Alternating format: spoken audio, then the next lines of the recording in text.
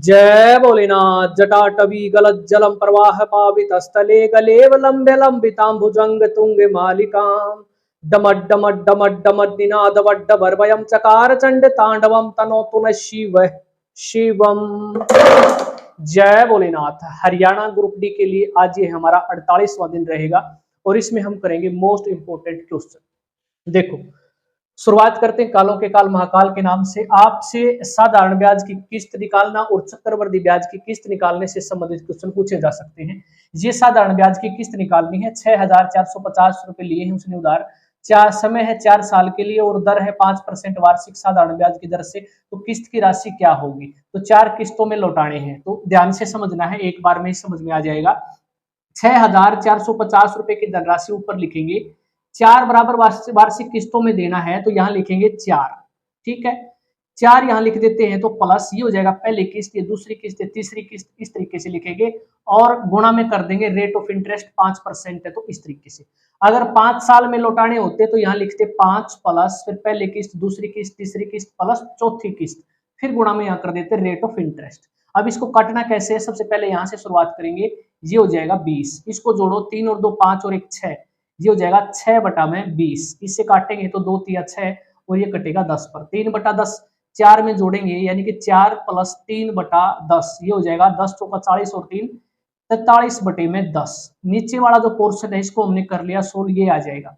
अब इसको क्या करेंगे? रिवर्स करेंगे, ऊपर आ जाएगा 10 और नीचे आ जाएगा कितना? 43 बचे। इस तरीके से 43 से ये पूरा कैंसिल हो जाएगा 15 पर और ये आ जाएगी 0। तो किस्त की राशि कितनी आ जाएगी? 1500 रुपए। इस तरीके से साधारण ब्याज की किस्त निकालते हैं, ये आंसर हो जाएगा। चक्रवृद्धि ब्याज से अगर वो किस्त का सवाल पूछता है तो ये पूछा जाएगा, और कैसे निकालेंगे इसको ध्यान से समझना है। मूलधन जो उधार लिया है वो है 2,550 रुपए, दर है 4% वार्षिक चक्रवृद्धि ब्याज की दर से, समय उसे 2 साल में लौटाना है। तो बताना है कि प्रत्येक किस्त की राशि क्या होगी। किस्त बराबर है, तो आपने क्या करना है? पहला स्टेप, जो रेट ऑफ इंटरेस्ट होती है उसको फ्रैक्शन में ले लेना। 4% का मतलब होता है 4/100, काटेंगे तो 1/25। ठीक है, अब 25 रुपए मूलधन है और जो ये 1 रुपया ब्याज का होता है ना, इस 25 में ऐड कर देना, ये जो 26 रुपए बनेंगे ये किस्त बन जाएगी चक्रवृद्धि ब्याज में। समझे? अब आपने क्या करना है? 2 वार्षिक किस्तों में बराबर बराबर देना है, तो क्या करना पड़ेगा? 25 का स्क्वायर कर देना 625 और 26 का स्क्वायर कर देना 676। ठीक है, यहां तक। अगर 3 वर्ष होता तो क्या कर देते? फिर 25 का क्यूब यहाँ पर लिख देते नीचे और 26 का क्यूब यहाँ पर लिख देते। ठीक है, क्योंकि ये सवाल थोड़ा सा लेंथी हो जाते हैं, इसलिए आपको सिर्फ चक्रवृद्धि ब्याज में 2 वर्ष ही आपको मिलेगा मोस्टली। ठीक है, इस तरीके से निकालेंगे। 25 का स्क्वायर कर देना, 2 वर्ष में चुकानी है, तो 26 का 676 कर दिया। अब क्या करना है? बराबर किस्त है, वार्षिक किस्त क्या है? बराबर है, तो किस्त बराबर है, तो यहाँ पर 26 रुपए किस्त है, यहाँ पर 676, तो इसको 26 से गुणा कर देंगे, ये किस्त बराबर हो जाएंगी। यहाँ 26 से गुणा किया है तो इसको 26 से यहाँ पर भी करना पड़ेगा, तो यहाँ गुणा इसको कर देते हैं, तो इसको गुणा करने पर आता है 650 रुपए। अब ध्यान से देखना है, 676 रुपए की एक किस्त है, तो मूलधन यहाँ से कितना आएगा? 650 और 625 को जोड़ेंगे तो ये हो जाएगा 1275 रुपए। ये क्या आया है? ये मूलधन आया है। अकॉर्डिंग टू क्वेश्चन कितना है? 2550 रुपए। ये किसके बराबर है? ये है 2550 रुपए के बराबर। कितने गुणा है? यहां से देखेंगे 2 गुणा। तो एक किस्त कितने की है? 676 की, इसको भी 2 गुणा कर देना। 2 गुणा करने से 2 छीके 12, 2 साते 14 और 1 15, 2 छीके 12 और 1 13। तो किस्त कितनी आ जाएगी? प्रत्येक किस्त आ जाएगी 1352 रुपए की। चक्रवृद्धि ब्याज की किस्त ऐसे निकालते हैं। चक्रवृद्धि ब्याज पर 4 साल में कोई धनराशि 2 गुणा हो जाती है, तो 4 गुणा होने में कितना समय लगेगा? तो 2 गुणा हो जाती है, उसको ऐसे लिखेंगे 2 की पावर 1। 4 गुणा हो जाएगी कितने वर्ष में? 4 गुणा, 4 को हम लिख सकते हैं 2 की पावर 2। ये जो पावर होता है इसको समय मानेंगे। 1 वर्ष यहाँ पर दे रखा है, 4 वर्ष में कितनी होती है? 2 गुणा होती है, तो यहाँ लिखेंगे 4 साल में 2 गुणा। 1 यूनिट की वैल्यू कितनी है? 4 वर्ष। तो इस 2 की निकालनी है, तो गुणा में इसको 2, इसको कितना करेंगे? सॉरी 4 कर देना, तो आंसर कितना आ जाएगा? 8 वर्ष में क्या हो जाएगी? 4 गुणा हो जाएगी। जब आपका चक्रवृद्धि ब्याज से पूछा जाए तो इस तरीके से हल होगा। सेम टाइप का क्वेश्चन साधारण ब्याज से आए तो उसको अलग तरीके से करेंगे। जैसे यदि कोई धनराशि साधारण ब्याज से 5 साल में 2 गुनी हो जाती है, तो 100 गुनी कितने साल में होगी? 4 गुणा कितने वर्ष में होगी? देखो ऐसे लिखेंगे इसको, 4 गुणा कितने वर्ष में होगी? अगर साधारण ब्याज से आता है तो 4 गुणा में से 1 कम कर देंगे, 2 गुणा हो जाती है, यहां लिखेंगे 2 - 1 कितने वर्ष में? 5 वर्ष में, यहाँ टाइम लिखेंगे, समझे। 4 गुणा कितने समय में होगी, 4 माइनस 1 ऊपर लिखेंगे, 2 गुणा हो जाती है उसको नीचे लेंगे 2 माइनस 1 और समय कर देंगे गुणा में, तो 2 में से 1 गया 1, 4 में से 1 गया कितना 3 और 3 5 15, 15 साल में क्या हो जाएगी 4 गुणी हो जाएगी। साधारण ब्याज से सवाल आता है तो इस तरीके से सोल्व करेंगे, चक्रवर्ती ब्याज से सेम सवाल आता है तो इस तरीके से सोल्व करेंगे।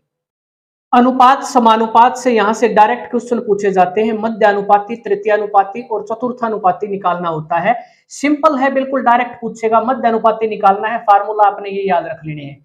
जैसे एग्जांपल देता हूं, मध्यानुपाती निकालना है 16 और 9 और 25 का, 9 और 25 इनका मध्यानुपाती बताना है, तो ए की वैल्यू कितनी है 9 और बी की वैल्यू कितनी है 25।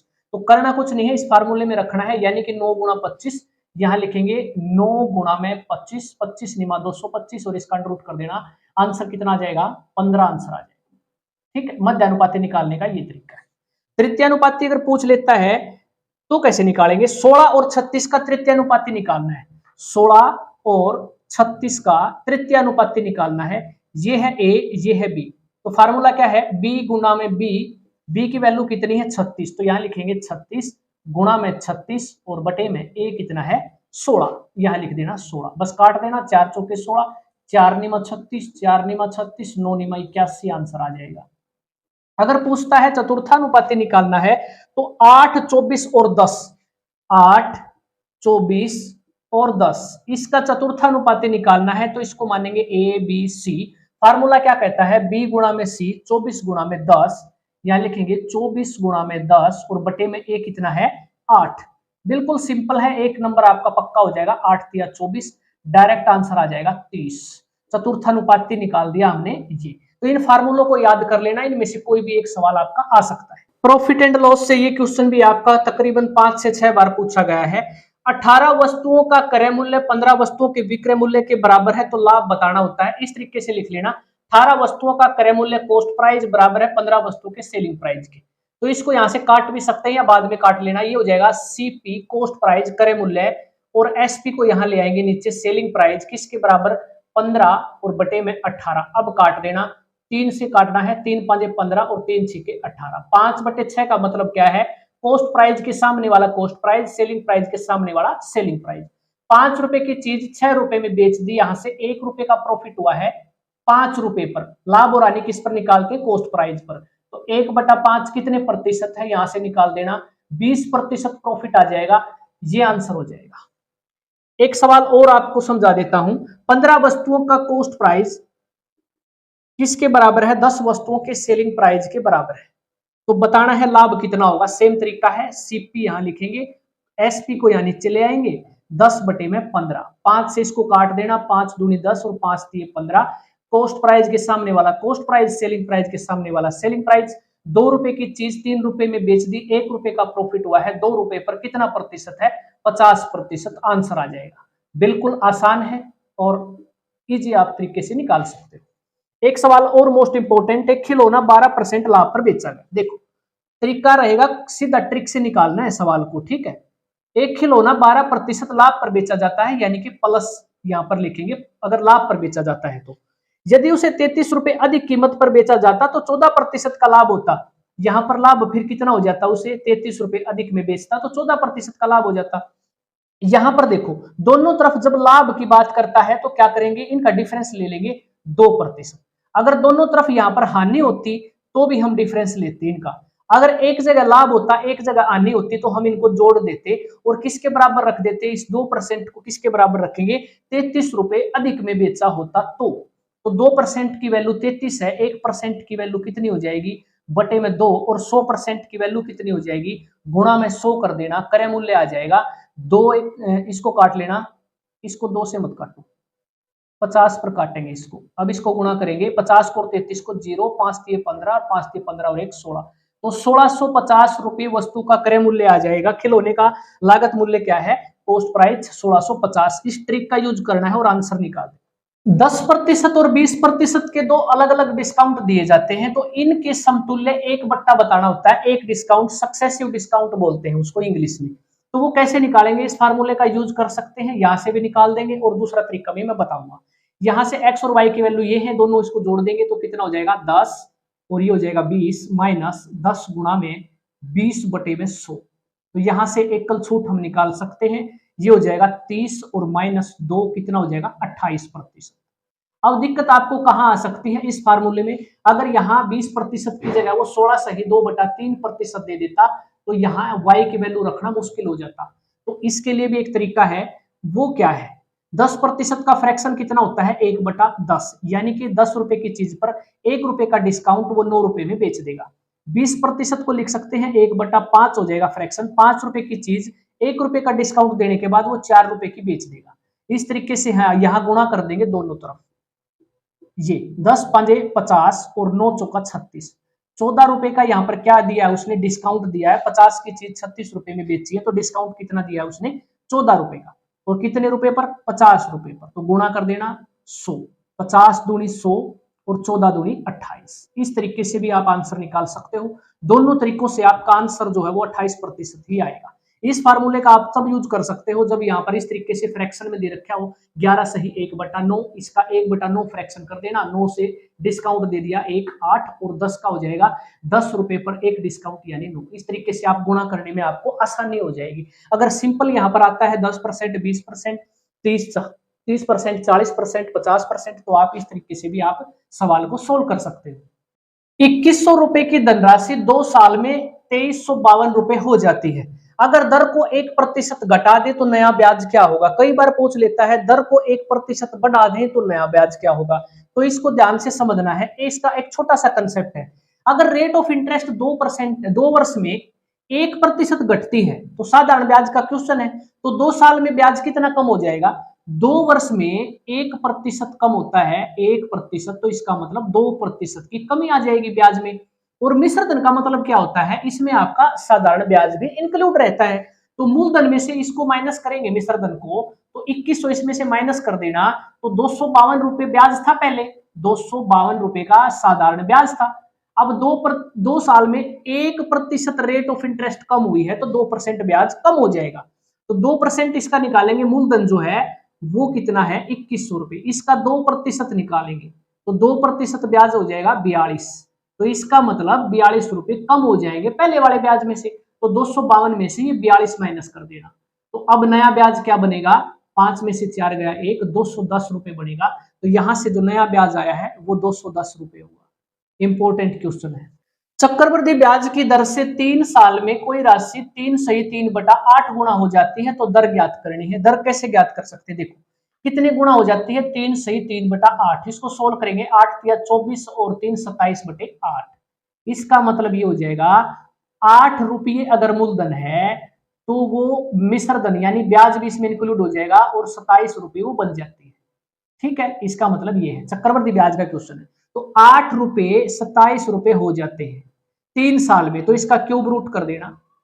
ठीक है, इस तरीके से 3 साल में 3 क्यूब रूट करेंगे इसका, तो ये हो जाएगा 2 का क्यूब, ये हो जाएगा 3 का क्यूब। इसका मतलब ये है वो राशि 2 रुपए थी, 1 साल में कितनी हो जाती है 3 रुपए हो जाती है। यहां से 1 रुपया चक्रवृद्धि ब्याज का है 2 रुपए पर, तो कितने प्रतिशत है रेट ऑफ इंटरेस्ट, ब्याज 1 रुपया 2 रुपए मूलधन पर, तो 1 साल में तो यहां से निकाल देंगे 50% दर आ जाएगी रेट ऑफ इंटरेस्ट। एक धनराशि पर साधारण ब्याज उस राशि का 1/16 है, तो उसमें यदि वर्षों की संख्या और वार्षिक दर यानी कि समय और दर दोनों संख्यात्मक रूप से बराबर हो तो दर निकालनी है। तो इस तरीके से आपको पता है मूलधन गुणा दर गुणा में समय, समय और दर क्या है दोनों संख्यात्मक रूप से बराबर है, तो रेट ऑफ इंटरेस्ट अगर आर है तो समय भी क्या हो जाएगा आर हो जाएगा। और ये क्या होता है 1/16 का मतलब है 1 रुपया क्या है सिंपल इंटरेस्ट है और ये क्या है मूलधन है 16 रुपये। यहां रख देना 16 रुपये मूलधन है, आर गुणा में आर बटे में 100 और साधारण ब्याज कितना है 1 रुपया 1 रुपया। तो यहां से क्या बन जाएगा R square is equal to 100 बटे में 16, दोनों तरफ अंडर रूट कर देना, स्क्वायर कैंसिल हो जाएगा, आर इज इक्वल टू हो जाएगा ये 10 और ये हो जाएगा 4, तो 2 दूनी 4 2 5 10 काटेंगे तो 2 दूनी 4 यानी कि 2.5, 2 सही 1/2%। परसेंटेज का सबसे मोस्ट इंपोर्टेंट क्वेश्चन है। एक तिमाही परीक्षा में एक विद्यार्थी को 30% अंक प्राप्त होते हैं और वह कितने अंकों से फेल हो जाता है। 12 अंकों से फेल हो जाता है, यहां लिखेंगे 12 अंकों से फेल होगा। उसी परीक्षा में एक अन्य विद्यार्थी 40% अंक प्राप्त करता है और जितने भी पास मार्क्स होते हैं उससे वो क्या करता है, 28 अंक अधिक ले जाता है, तो यहां लिखेंगे 28 अंक उसको अधिक मिल गए। तो बताना है उस परीक्षा का पूर्णांक कितना है, यानी टोटल कितने नंबर की वो परीक्षा थी। तो कैसे निकालेंगे, यहां से इनका डिफरेंस ले लेना, इन दोनों का 30% और 40% का डिफरेंस कितना हो जाएगा, 10%। अंकों का योग यहां हो जाएगा 40, तो 10% की वैल्यू 40, 1% की वैल्यू बटे में 10 और 100% की वैल्यू, कुल अंक आ जाएंगे, गुणा में कर देना 100, 0 से 0, कुल कितने अंकों की परीक्षा थी वो, 400 अंकों की। अगर वो पूछता पास कितने मार्क्स में होता है, पासिंग मार्क्स निकालने पड़ जाए तो आपको यहां से कुल अंक पता चल गए, 30% अगर वो अंक ले लेता है ना, 30% 400 में से, तो उसे 120 अंक प्राप्त होते हैं और 12 अंकों से फेल हो जाता है। तो इसका मतलब इसमें 12 जोड़ देना, अब वो पास हो जाएगा, 132 अंकों में वो क्या हो जाता है, पास हो जाता है। ये पूछे तो ये निकाल देना इस तरीके से, और ये पूछे पासिंग मार्क्स तो इस तरीके से निकाल देना। तो ये थी आज की क्लास, और हमने मोस्ट इंपोर्टेंट क्वेश्चन किए हैं सारे के सारे, आपके एग्जाम पॉइंट ऑफ व्यू से एग्जाम में यहाँ से क्वेश्चन पूछा जा सकता है। दूसरी बात, आपका पोर्टल पर काम चला हुआ है और जल्दी आपको परीक्षा केंद्र आपको पता चल जाएंगे। अपनी जो स्पीड है उसको 2 गुना 3 गुना कर दीजिए, और समय बहुत कम बचा हुआ है, जितना रिवाइज करोगे ना उतना ज्यादा फायदा मिलेगा। हिंदी पर फोकस करना है, हरियाणा जीके पर करना है, रीजनिंग पर और मैथ के मैं यहाँ पर जो करवाता हूँ सिलेक्टेड क्वेश्चन, वो आपके लिए काफी रहेंगे। मिलते हैं अगली वीडियो में, कमेंट में लिख देना जय भोलेनाथ। कोई डाउट होता है तो डाउट भी आप पूछ सकते हो कमेंट में, मैं उसका जवाब दे दूँ।